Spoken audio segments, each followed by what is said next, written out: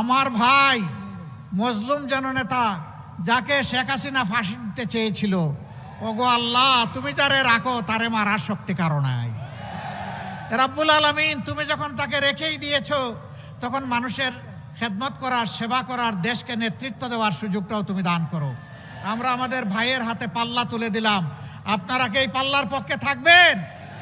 আপনাদেরকে মোবারকবাদ। বিজয় ঘরে নিয়ে 12 তারিখ ফিরবেন, এর আগে না ইনশাআল্লাহ।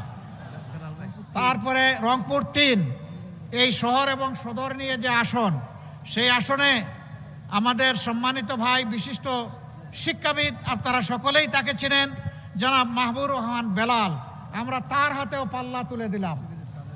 আলহামদুলিল্লাহ, শিবিরের এক সাবেক নেতা, জামাতে ইসলামের মহানগরী আমির, জেলার আমির, অঞ্চলের আলহামদুলিল্লাহ সদস্য, কেন্দ্রের নেতা, সব কিছুই তিনি আলহামদুলিল্লাহ। আমরা বিশ্বাস করি তিনি রংপুরবাসীর মজবুত কণ্ঠ হিসাবে সংসদে তুফান তুলবেন ইনশাআল্লাহ। এরপরে রংপুর 4, আপনারা জানেন আমরা 10টি দল একত্রিত হয়ে 10 মিলি করি কাজ, তাতেই আছে ভালোবাসা, তাতেই আছে লাভ। এবং দেশবাসীকে আমরা একত্রিত করার জন্যে এই অক্ষের ডাক দিয়েছি।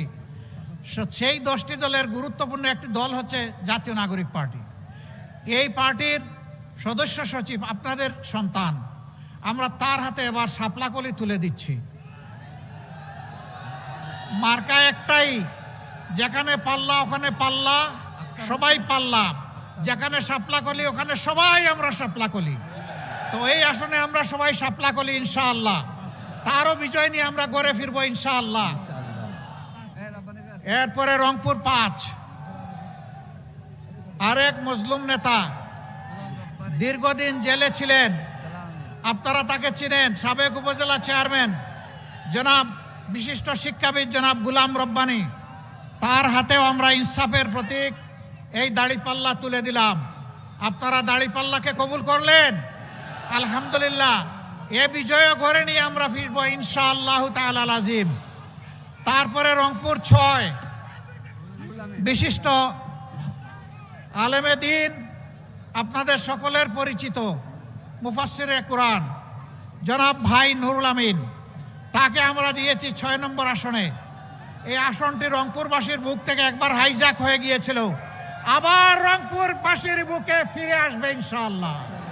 ইনসাফের প্রতীক দাড়িপাল্লায় ভর করে আসন রংপুরের কাছে ফিরে আসবে, বাইরের কারো কাছে যাচ্ছে না। আমরা তার হাতে সেটা তুলে দিলাম। আপনারা তারও বিজয় ঘরে নিয়ে আল্লাহর পর ভরসা করে লড়াই করে যাবেন এবং ঘরে ফিরবেন ইনশাআল্লাহ। 6টা আসনই তো নাকি? আলহামদুলিল্লাহ, সবাইকে মোবারকবাদ। এখানে আমাদের